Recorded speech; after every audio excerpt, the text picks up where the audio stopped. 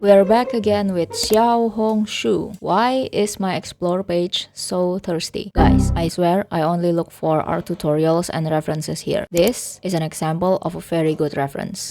In all seriousness, if you're looking for websites that provide good references, this artist called Du Chu has great recommendations. Their works are amazing. They do a lot of Genshin fan arts like yours truly, but of course my art is a child's wall scribble compared to theirs. So first, Bodies in Motion. It's great for figure drawing since they offer tons of different poses and even frame by frame movements. It's really cool. It's a paid service, but some of their stuff is free. They also have facial expression references from 3 different angles, which is pretty neat. I might try some figure drawing practices from this website. Let me know if you'd like a video on that and we can learn together. The second recommendation confuses me a little. So basically, Du Chu is recommending websites for clothes references, but they didn't name them. I don't know, am I missing something? However, fear not, little ones. Through my exceptional sleuthing abilities and Chu showing the reference links in the end of their video, I have found the websites in question. First is With a Wish, a site for renting and shopping tuxedos. You can search by color, line, and size. Second is Yume Yakata, a kimono and yukata rental site in Japan with lots of designs to reference from. Next one is LolitaWardrobe.com. It's a place to shop for Lolita-esque dresses. I used to love this type of dress. My friend gave me one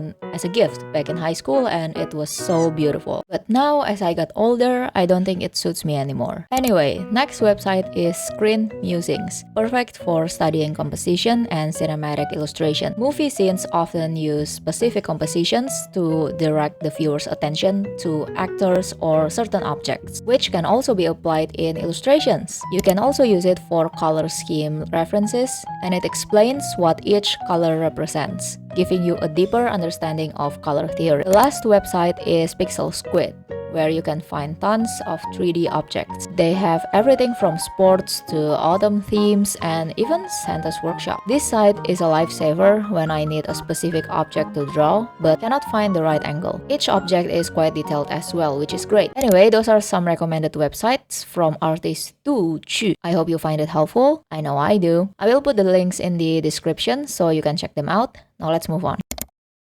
The next tutorial is from Guai-san Mu, another Genshin fan artist, and the tutorial focuses on using yellow, red, and blue undertones for skin coloring. Sometimes, skin tones can end up looking a bit dull or flat. To fix that, you can add more color variation. Yellow for the upper half, red for the middle, and blue for the bottom half. Guai-san Mu got this technique from studying paintings from the old masters. It actually reminds me of Mr. Totoro's 3-hole skin tutorial. They had a similar approach, but only use red in the middle and blue at the bottom. I'm applying yellow, red, and blue undertones on a multiply layer. Then I shade the painting as usual on the layer below. This way, the colors blend in naturally with the shading and creates a smoother look. I cannot believe I've never drawn Mechanic Cafe before. It's such an iconic look. I believe Cafe is Hoyover's favorite 4-star because he always looks so fabulous and so baby girl. This method might be easier for cell shading since you already have a clean line art and you don't have to render or paint over the sketch. It might be harder for rendering because we are working with a lot of colors and it could look patchy or messy if you're a beginner. So paint with muted colors first or even black and white. Personally, I prefer using muted colors because it's easier to layer new colors on top. After that, overlay the yellow,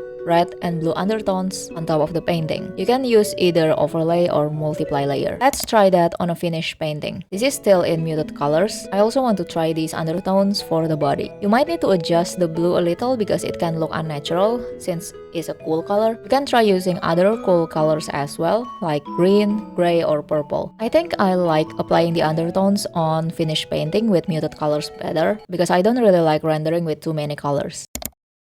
You guys remember Sizi from our eye drawing tutorial video. They draw eyes like precious gems. Well, recently I found their 3/4 eye tutorial. Start by sketching the eye like Sizi does, including the cheekbone, eyebrow, and nose bridge outline. Clean up the sketch for easier coloring. Use an airbrush to color the whole area and add some blush around the eye. Now color the lash line with dark brown and shade the eyelid with the airbrush. For sharper shadows, use the lasso tool to assist. I'm not a big fan of ibispaint's airbrush because it's kinda hard to control, but coloring with airbrush will give you a delicate and softer look for the eye. The egg yolk is generally lighter and pinker than the eyelid. Zizi's unique method is coloring the tear duct and the bottom of the eyeball, I'm not sure what that part is called, with red. It might look scary at first, but trust me, it looks good in the end. I'll be coloring the iris with reddish orange, which is Cafe's eye color. Even if my theory about Cafe being Hoyo's favorite 4-star is wrong, he sure is mine. He's my golden child. Paint over the sketch with the airbrush. The middle of the eyelid and the upper lash line are usually lighter. Add a bit of the skin color to the upper lash line to make it look more natural. Use a darker shade to define the eyelids, aegyosal, and the iris, but be careful not to overdo it. Now we can switch to a hard brush to render the painting. The airbrush can make things look blurry and messy, so use a hard brush to tidy up the details and add some texture. I recommend using a hard brush with faded tip to keep the painting smooth. I use flat watercolor opaque, but feel free to use whatever you like. Use a smaller size for details like the eyebrows and the upper lash line. Add highlights in the middle of the eyelid, down to the upper lash line, and a little bit on the bottom of the iris and lower eyelid. Zizi often adds hatchings around the pupil and the outer iris. This method seems very popular among the Chinese and Korean artist community. I've seen Pillion using this method on their eye paintings as well. Create a new layer and start drawing the lashes. Please create a new layer for this so you can fix it easily if you F things up. Consider the upper eyelid as a head to determine the flow and the direction of the lashes. Draw the lashes like triangles, but curvy triangles. The outer corner of the eye would have longer and thicker lashes. Lower lashes are generally thinner and smaller and have a curved claw-like shape. I usually use lighter color for this. Now add shadows from the lashes using a multiply layer. The shadows don't need to match the lashes perfectly. Drawing only the big shapes is okay. Do this for the lower lashes and aegyosal as well. This is such a simple yet effective way to add depth and character to the eye. Zizi's signature is drawing outline sparkle. I'm using the brush outline fade in ibispaint, but use any outline brush you like. I'm adding 2 sparkles on top and a tiny one below, then adding a soft glow underneath to make them bling bling. To sharpen the painting, I use the unsharp mask filter. Yes, the name is kinda ironic. And we are done with the eye. Next one is an anatomy tutorial. You know those classic human body proportions that say the body is 8 heads tall, the shoulders are around 3 heads wide, etc, etc. Well, this is kinda like that, but a bit unhinged. I'll show you in a bit. Let me finish the hairline art real quick. So the tutorial starts with a bald head in sunglasses. I of course have prepared my own. Is the sunglasses really that necessary? Yes, it is. Now duplicate and place it next to our main character. I draw Al-Haytham, but you can draw whoever you want. Please note that their ears should be touching. Duplicate Al-Haytham's head and place it below the main head.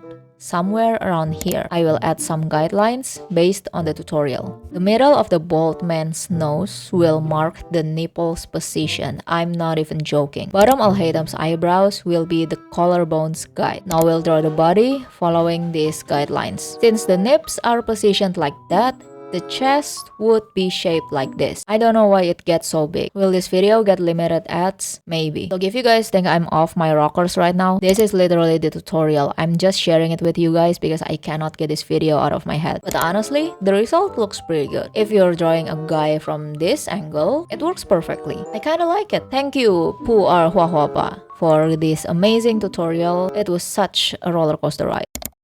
I have a confession to make. This next tutorial confused me a lot. It's a color tutorial, but it's not a video. They explain it in slides. The cover reads 上色怎样才不脏, which means how hidden colors don't look dirty. I don't know what hidden colors is, but anyway, this is a tutorial by Krantz Kushart.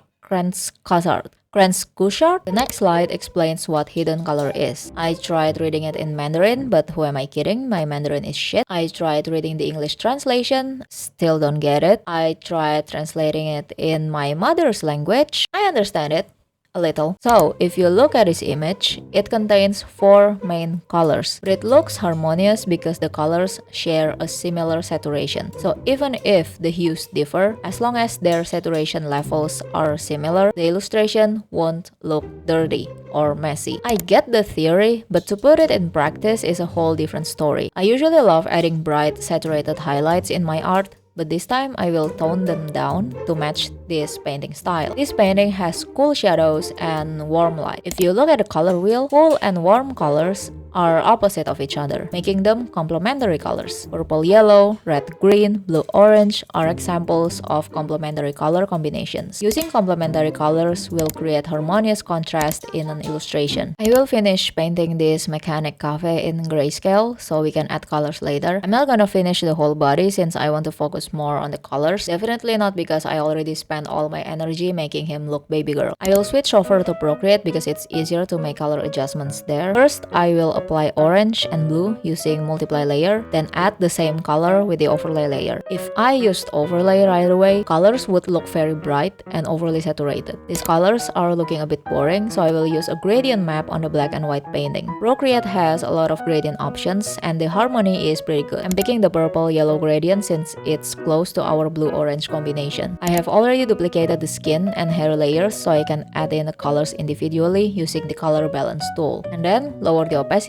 so they can blend with the gradient map. By the way, I don't know the exact coloring process Grant Scushard uses, so this is just my attempt to imitate their painting style. For smaller details like the eyes and lips, I use the color blending mode. This blending mode is also great to add makeup or any additional color without affecting the shading. I also added a bit of orange highlight to recreate this warm highlight from the reference painting. Chinese artists love to add gray to their shadows and Grant Scushard is no different. It keeps the shadows from looking too harsh and gives a unique feel to the colors. Finally, I adjust the colors using the curves tool. This painting method is different than what I'm used to, but I have to say it really sets the mood of the painting. It makes Cafe look like he's standing in a desert or in front of a sunset. I'm excited to try this with other color palettes, but yeah, if you want to check out these talented artists, I will link to them in the description. And thanks for watching. Bye!